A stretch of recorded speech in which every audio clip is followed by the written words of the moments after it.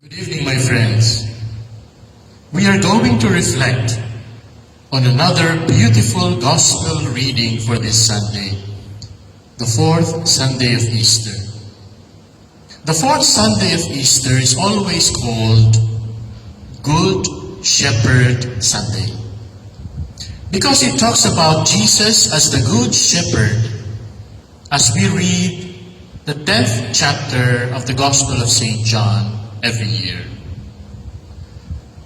What could be the reason why we focus on the Good Shepherd during this Easter time?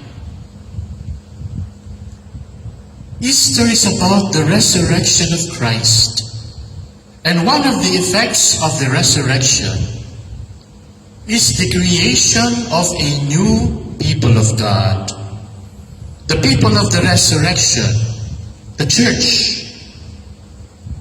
The old people of God, Israel, considered Yahweh as their shepherd, although very rarely did they refer to him with that title. For the Jews, God is a true shepherd because that's how he acted towards them, caring for them, loving them, leading them to pasture, feeding them, protecting them from their enemies. So the idea of shepherd is well known among the Jews. In fact, they considered their judges and kings as shepherds, meaning leaders of the people. But most of their leaders did not live up to the role of shepherds as God wanted them to live. And they were serving themselves rather than the people. Now, it's important to remember this point because Jesus, in talking about himself as the Good Shepherd, will compare himself with these unworthy shepherds. And so there came a longing for the people of Israel, for the real shepherd to come and finally take care of them. And we know that this true shepherd is no other than Jesus Christ, who will lead not only the Jews, but all the people of the world to form one flock, the church, whose head is himself, the Good Shepherd. This is the reason why perhaps at this midpoint in our celebration of the Easter season, yes, we are in the middle of this long period of Easter. We focus on Jesus as the Good Shepherd of his church, which was born from his death and resurrection. For this year, we read the first 10 verses of the Gospel of St. John, chapter 10. And the first thing that Jesus talks about is the sheepfold. Now, we have to understand what Jesus means here and why he uses these examples. First of all, Jesus himself says that he was using a figure of speech, specifically a parable, to express and impress his message to his listeners and to us. We know that a figure of speech is a phrase or a word that gives a different meaning than its literal or natural meaning. A good and common example are parables, like those we find in the Gospels of St. Matthew and St. Luke. Jesus uses ordinary objects, birds, trees, plants, or life experiences, planting in the field, fishing in the sea, cooking, that have their usual meaning. But Jesus gives them another meaning. And he used birds as an example.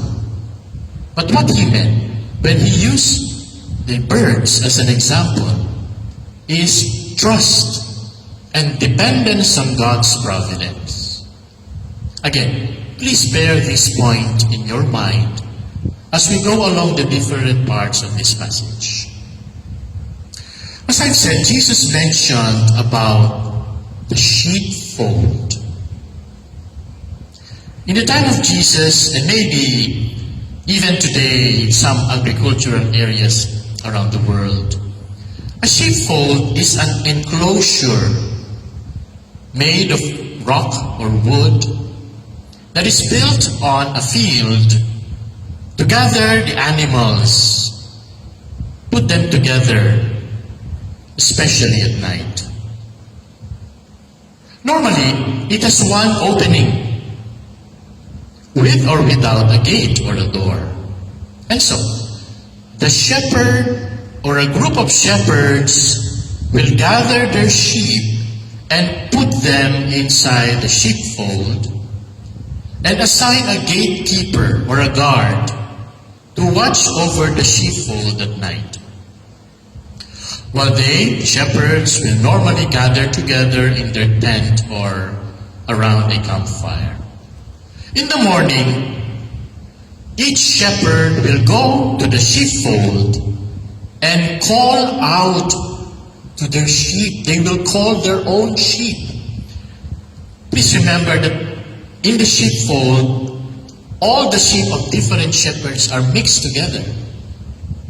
But in the morning, each shepherd will call their own sheep to lead them to their respective pasture. And all the sheep that belongs to a particular shepherd will follow their shepherd and only their shepherd. This is the literal and normal meaning of the sheepfold, shepherd and sheep. Now we read from the first verses. Anyone who does not enter the sheepfold through the gate, but climbs in some other way, is a thief and a bandit. He who enters through the gate is the shepherd of the flock. The gatekeeper lets him in. The sheep hear his voice. One by one, he calls his own sheep and leads them out. As I mentioned earlier, the Jews have a pretty good understanding of what Jesus was referring to, both literally and spiritually. But for us now who have no experience of shepherding and the ways of the sheep, we have to understand what Jesus meant. When he mentioned about the sheepfold, he was referring to the people of Israel, the Jews as God's chosen people, whom God has created and saved and has always been the object of his love and protection, that is symbolized by the sheepfold. Jesus also mentions thieves and bandits. These are the enemies of the Jews who tried to conquer Israel. As Jesus says, these thieves and bandits climb and or destroy the sheepfold and will not enter through the gate because they won't be allowed to enter by the gatekeeper.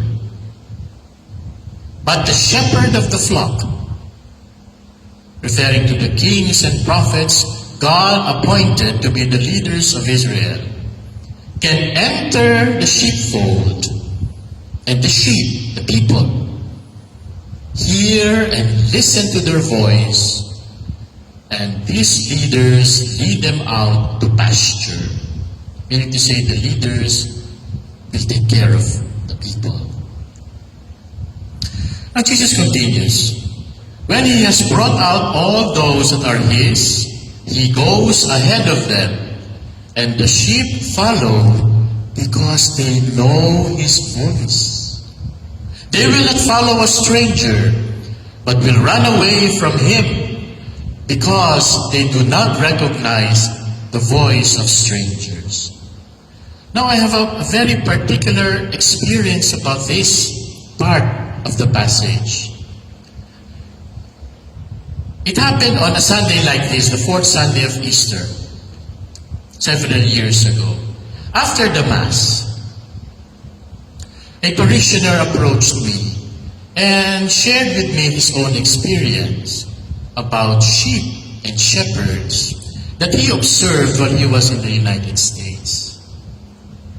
And he noticed, when he was touring a farm, he noticed a herd of sheep. Now he wanted to take a picture. And so he approached that herd, that group of sheep. But as he approached the sheep, they all ran away. He tried calling them, but they wouldn't come to him. And so his companion, a shepherd, tried to explain him. They will never approach you because you are a stranger. They do not recognize your voice. But when he, his companion, went over there along the fence and called out to the sheep, they immediately ran to him.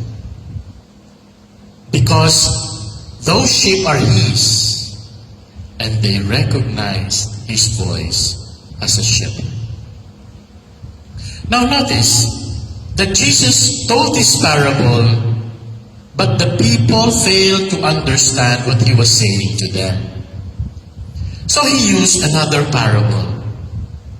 Jesus said, "In all truth I tell you, I am the gate of the sheepfold." Now this is considered by experts as the second parable. If the first parable is about the sheepfold, or the shepherd and the bandits or the thieves, this second parable can be called the parable of the gate. In ancient times, many of the sheepfolds have no gates. And so, when all the sheep have entered the sheepfold for the night, the gatekeeper or the watchman, which is usually another shepherd, stands or sits at the entrance or the gate and becomes himself the gate. That was what Jesus was referring to, standing or sitting at the entrance, when he said, "I am the gate." Because that is what shepherds do. They stand as the gate of the sheepfold. But what he meant when he said that he is the gate is about authority and power to allow which of the flock people will enter, and most especially which of the flock can go out in the morning to pasture. Of course, this power includes preventing wild animals from entering the sheepfold and harming the sheep. For Jesus now, the sheepfold is the place of safety and security, especially at night, which is the church. The enclosure, the building, or the group of people where these new people of God can come together and feel one and safe. They can enter only through Him and the means that He established, meaning to say the sacraments. And more importantly, it is only through Jesus that they can go out to find pasture, which is not only earthly nourishment, but heavenly nourishment that will lead them to eternal life. Jesus continues, "All who have come before me are thieves and bandits, but the sheep took no notice of them." When Jesus mentioned about thieves and bandits, he was referring not only to the enemies of the Jews who are without or outside Israel, but he was also referring to the enemies of the Jews within themselves. He was referring now to the bad shepherds that led the people of Israel throughout its history. And it can be said that the majority of the kings of the kingdom of Israel and Judah were unfaithful to God. They did not rule according to His will, and so had disastrous consequences for the people. Like the two exiles, and when they were conquered by the empires of Greece and Rome. If their kings, their shepherds were unfaithful, those who remained faithful to God did not listen to their kings, their leaders, but instead they listened to the prophets and were waiting for the real king, the Messiah, to come. In the time of Jesus, when He used thieves and bandits, He was comparing them to the Pharisees, the present leaders of the Jews, who did not have the welfare of the people, the sheep, at heart, and had only their position and privilege as sole preoccupation. That's why the Pharisees developed a deep antagonism and hatred for Jesus. Jesus reiterates, I am the gate. Anyone who enters through me will be safe. Such a one will go in and out and will find pasture.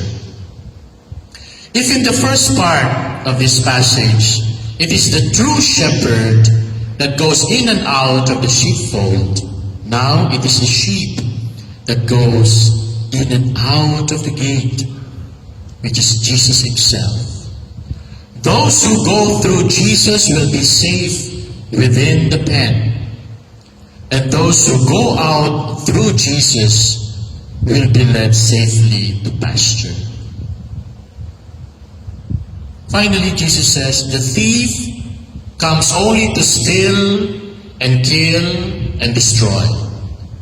I have come so that they may have life and have it to the full. The enemies of the Jews and even their bad leaders have no heart for the people and see them, sheep, as mere objects of immediate ill-gotten profit. That means, since most of the people were poor and ignorant, they can easily take advantage of them, giving them difficult teachings, hard to follow, requiring them a lot of sacrifices and penances, and even profiting from them materially. In a way, they are killing and destroying the people or the flock entrusted to them. But not so with Jesus. He is the true shepherd, meaning He is the true leader, and the gate, meaning has the real authority, because He is committed to guiding, guarding, and nurturing His sheep. He is concerned with their welfare and will often exchange His safety for theirs. This selflessness and self-sacrifice that is present in any true shepherd makes Him a good shepherd. But because Jesus literally gave His life for the sheep when He died on the cross, He is the only one who can be called the Good Shepherd. When He said that the sheep may have life and have it to the full, He was referring to the life that He would offer His sheep, us. The fullness of life that we will have can only come from Jesus Himself by accepting and believing in and following Him. The fullness of life is receiving Jesus into our life. can we say now about our God and Savior Jesus Christ as He continues to show us that He is our true shepherd? More importantly, if we have a faithful, courageous, and self-sacrificing leader and pastor in Jesus, how shall we behave as His sheep? Should we not at least be grateful to Him and try our best to hear and follow His commands to us? As a parting insight, I still remember one of my superiors when I was in the seminary, who became a bishop. He once related to us a fact that in the catacombs in Rome, catacombs means the ancient cemeteries of the early Christians, where those who were killed or martyred during the persecution were buried. In these catacombs, in order to identify that the corpse is a follower of Christ, because there were so many who were killed, even non-Christians, and so they were mixed. So in order to identify that this corpse is a follower of Jesus, they usually paint or carve the figure of a shepherd, either on top of the tomb or at the side. The Romans or pagans would never know its meaning. But for a true Christian, when they see the figure of a shepherd on top of a tomb, they will understand that the one buried there is a Christian who, like a trusting sheep, had remained faithful and followed the Good Shepherd up to the end. God bless us all, and good night.